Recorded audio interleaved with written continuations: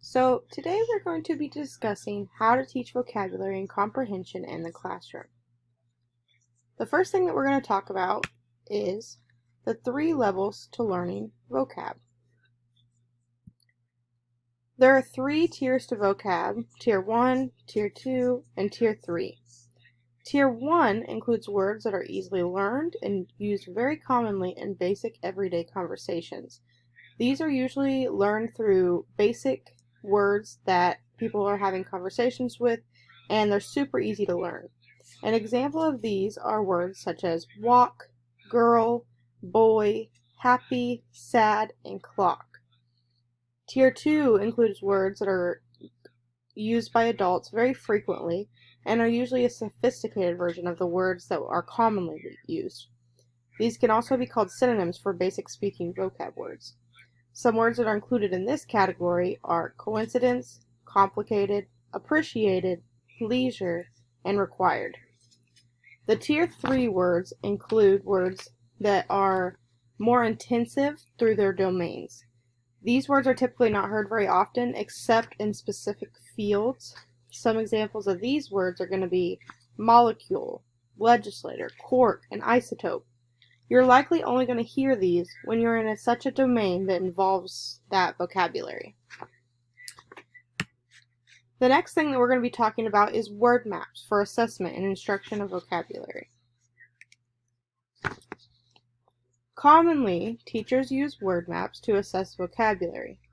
Word maps look at the questions: what is it like, and what are some examples of the target words to connect students' new knowledge to prior knowledge and achieve comprehension of target words. So I'm going to go over here to an example of a word map.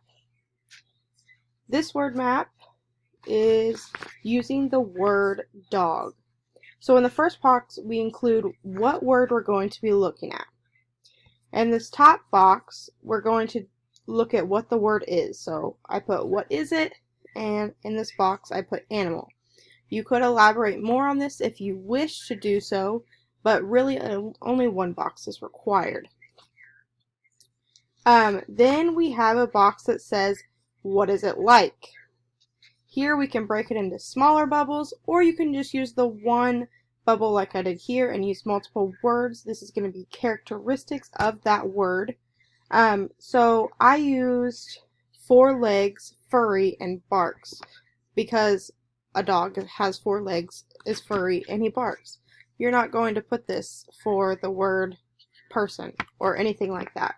So this kind of helps them to see what it is versus what the word says. Then in the last column, we have 3 boxes here, and it really can be more than 3 boxes. It's kind of up to you on if you want 3 boxes, 5 boxes, 10 boxes, just whatever you feel like your kids need to understand the word at hand here. And then these are going to be some examples. So I put Dalmatian, Labrador, Corgi. These are all breeds of dogs. So when they see the word Dalmatian, they're going to know that that is a dog. If they have a Dalmatian at home, they're going to know that that word dog is referring to their Dalmatian at home because he's a dog. Okay, so then we're going to look at the Freyer model next. The Freyer model helps students to learn new vocab words by using what they already know, so they're going to reflect on their prior knowledge. The model has 4 components that help the student to understand the word. These 4 basic components are definition, characteristics, examples, and non-examples. The word model uses a basic definition of the word to describe what the word means. So here in this one, I put a cold-blooded animal with scales that breathes air and typically lays eggs. That's just a basic definition from the internet of what a reptile is. In the next box, we dive a little bit deeper into the individual components of the word in the characteristics section. So for reptile, they have vertebrae, they have scales, they breathe air, and they're cold-blooded. So they're going to know what makes a reptile a reptile. they're not going to think, oh, a dog, okay, that could be a reptile, because they don't have scales, they're not cold-blooded. Then in the next box you go over basic examples of the word. So for this word I put different type of reptiles, such as snakes, turtles, lizards, just so that way they kind of get a gist of what a reptile is. In the last box, the model shows what the word is not. So for this, I put an amphibian, which was the frogs, and then I put a couple of mammals, so dogs and cows. Sometimes if a child knows what an animal or what a word is not, it helps them to understand a little bit better what a word is.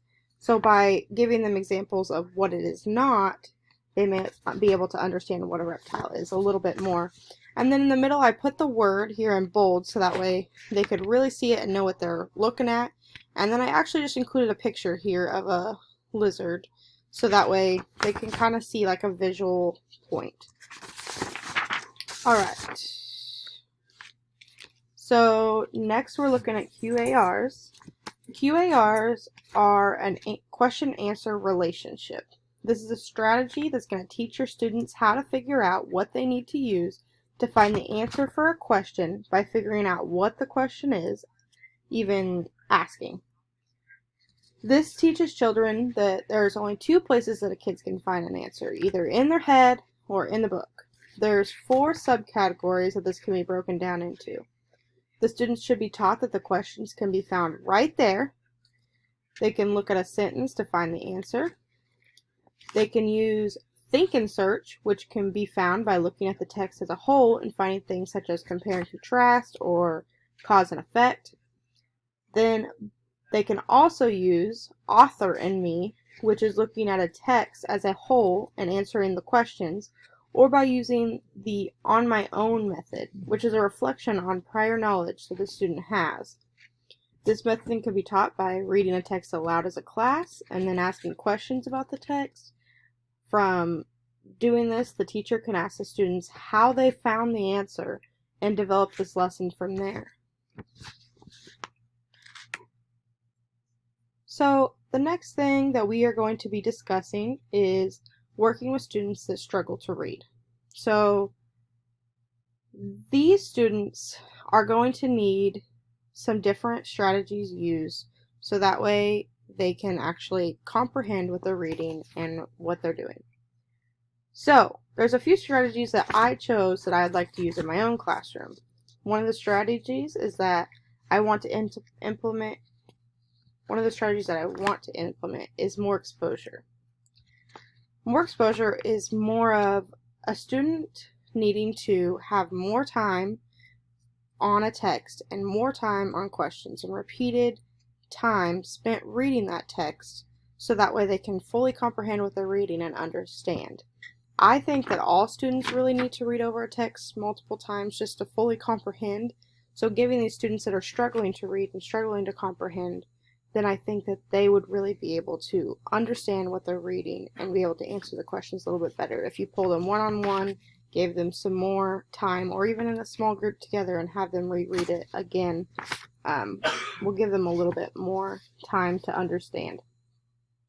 They also need to be reading over it longer periods and every single day, so that way they can get that exposure. The next interest that I had was capitalize on interests.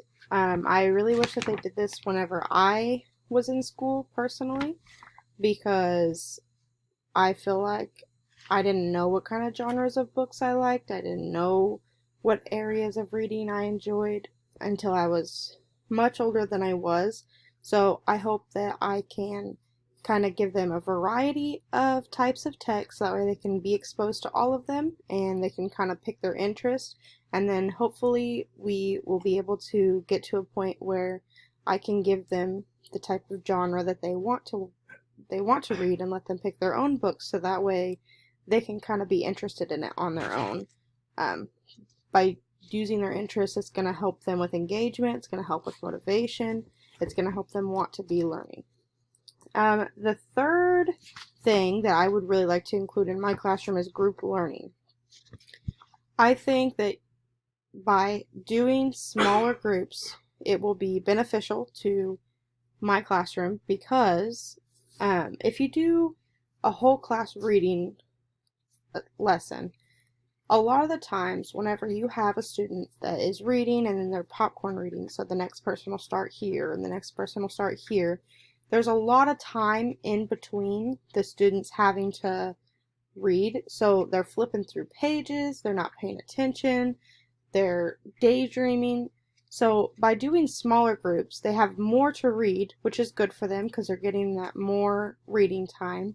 And then also they don't have a lot of time to flip through pages because there's not as much time in between them reading and their other classmates reading. So I think that by doing those small groups that maybe I help to pick for them, but also let them have the freedom of doing it on their own a little bit, I think that that's going to really improve reading comprehension. It's also going to allow for everyone to be reading and them to be paying attention and involved in the text. There are a few more strategies that I would like to do in my classroom. I'd like to see in other classrooms. However, for this purposes, these were the 3 that I had come up with. So this is the end of the slideshow. Pretty well gave a rundown on all things vocabulary, but if you need any more help on vocabulary instruction, or if you want some strategies for vocabulary instruction, please feel free to reach out to me if you have any questions regarding instruction or comprehension in the classroom. Thank you.